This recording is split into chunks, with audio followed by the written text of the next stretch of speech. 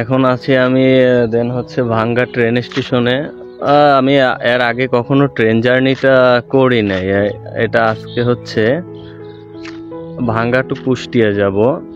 আমি আসছি ঢাকা থেকে, বের হইলাম হচ্ছে সকাল 11:30টার দিকে আমি বাসা থেকে বের হয়েছি। বের হওয়ার পরে দেন হচ্ছে বাস জার্নি করলাম কিছুক্ষণ। বাস জার্নি করার পরে দেন হচ্ছে করছে বেশ সময় আমার ভাঙ্গা আসতে লাগে না। ভাবলাম গাড়িতে করেই যাব, অনেকদিন ধরে কোথাও লোকাল ট্যুর দেওয়া হয় নাই, তো লোকালে যাব ভাবলাম। সেই কারণে আমি আর লেট করে বের হয়েছি, তো দেন এই কারণে ডাইরেক্ট গাড়িটা আমি পাই নাই। ডাইরেক্ট গাড়িটা না পাওয়ার কারণে ভাঙ্গাই আসলাম। এখন ভাঙে আইসা তো ওখান থেকে আমি গাড়ি খুঁজতেছিলাম, এমন সময় এক টোটো ড্রাইভার ভাই বলতেছিল যে ভাই আপনি ট্রেনে চলে যান। তো এর আগে যেহেতু আমি ট্রেন জার্নি কখনো করি নাই, তো সেই ক্ষেত্রে ভাবলাম একটু ট্রেন জার্নি আজকে করা যাক। তো আগে আপনাদেরকে আমি স্টেশনটা দেখাই যে স্টেশনটা মুভমেন্টটা কি, আর হচ্ছে নতুন স্টেশন করছে তো ভাঙ্গাইটা। তো চলুন দেখা যাক স্টেশনটা। ভাঙ্গা স্টেশন,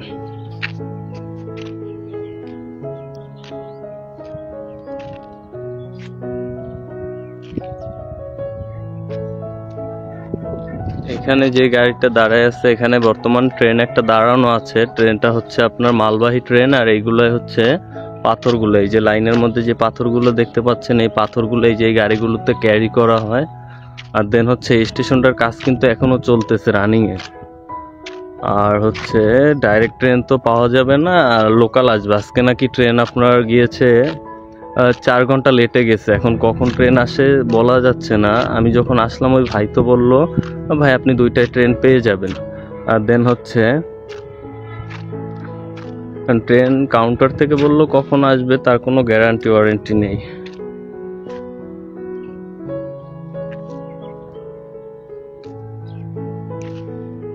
এখানকার পরিবেশটার কথা যদি বলি, একদম ঠান্ডা নিরিবিলি একটা পরিবেশ। দেন স্টেশনেও লোক তেমন একটা আহামরি লোক নেই, আর মোটামুটি পরিবেশটা অস্থির একটা পরিবেশ। যদি কেউ স্লো ট্যুর দেন তাহলে তাদের জন্য বেটার একটা পরিবেশ এটা।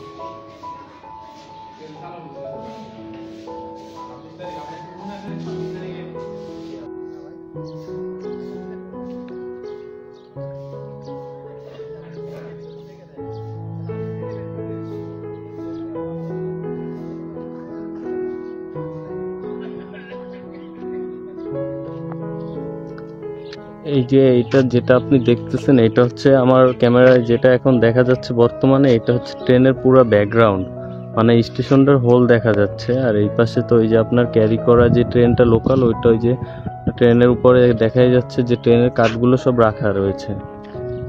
আর এটা হচ্ছে ট্রেন স্টেশনের অপর প্রান্ত। দেন যে মানে ঢাকা থেকে ট্রেনটা যে লাইনে আর কি ঢোকে পদ্মা সেতু পার হয়ে, দেন হচ্ছে এটার ভিতরে প্রবেশ আবার নিষেধ আছে, অনুপ্রবেশ নিষেধ। ওই যে ওখানে ব্যানার দেওয়াই আছে, নিচে আমি একটু দেখাচ্ছি আপনাদের। এই যে ট্রেজার গাড়িগুলো সব রয়েছে, ইট বালি খোয়া সবই আছে। স্টেশনের কাজ চলতেছে, সংরক্ষণের কাজ চলতেছে। স্টেশনে দাঁড়িয়ে থাকতে থাকতে হঠাৎ একটা কথা মনে পড়ে গেল, জীবন আমাদেরকে বাঁচতে সুযোগ দেয়, তো বাঁচার অনেক সুযোগ দেয়, কিন্তু আমাদের সেই সুযোগ হাতে করে নিতে হবে গুছিয়ে। সুযোগটা কখনো হাতছাড়া করা যাবে না, সময়ের মূল্য সবাইকে দিতে হবে।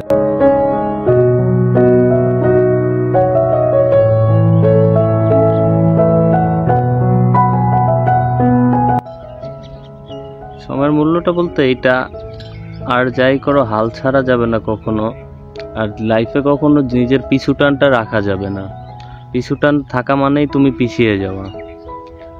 ছেড়ে দিতে হবে তাকে যাকে তুমি কখনোই ক্ষমা করতে পারবে না, আর ভুলে যাও তাকে যাকে তুমি সব থেকে বেশি ভালোবেসেও পাও নাই।